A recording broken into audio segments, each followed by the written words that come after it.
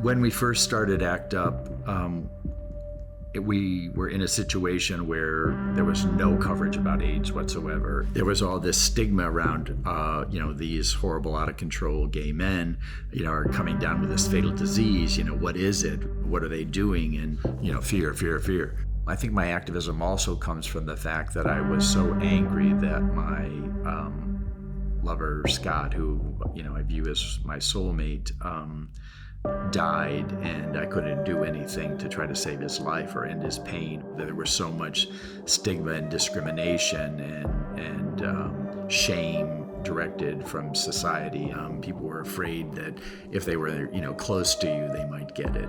I knew that I was also symptomatic at that point, and that something had to happen, or I would die too. And so that unresolved grief and rage over not being able to save him kind of propelled my anger. It felt good to fight back and to fight for my life.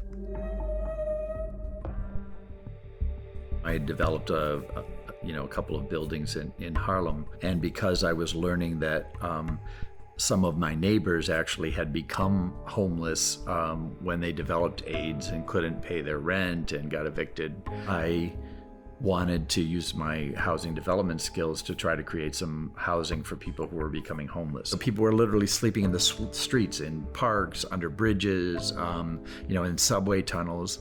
And so since the city's approach was to let people live in the street, we decided, let's create an AIDS housing street-based center right in front of Housing Preservation and Development, the city offices for housing. And so we took my pickup truck and a friend's van and started going around the city on bulk pickup night to pick up furniture that apartment buildings had put out when it was being discarded. We literally shipped all of the furniture that we eventually collected, in the van and the truck, set up living rooms and bathrooms and even like some kitchen, an old stove in the middle of the street, and chained ourselves to it. It took so long for the city to have to mobilize all of those things that we were, on the 5 o'clock, the 5:30, the 6 o'clock news, with a story of AIDS activists protesting the lack of medically appropriate housing,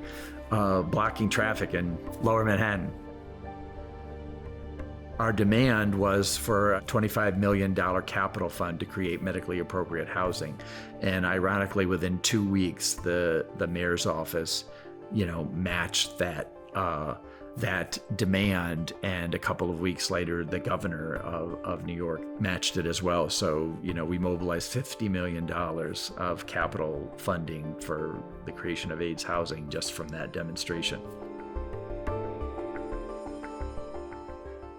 I want, LGBT people everywhere in the world to have human rights. And, I want everyone in the world, especially, poor people, to have access to health. And so I'm going to keep opening my big mouth and advocating for equal access to human rights and dignity.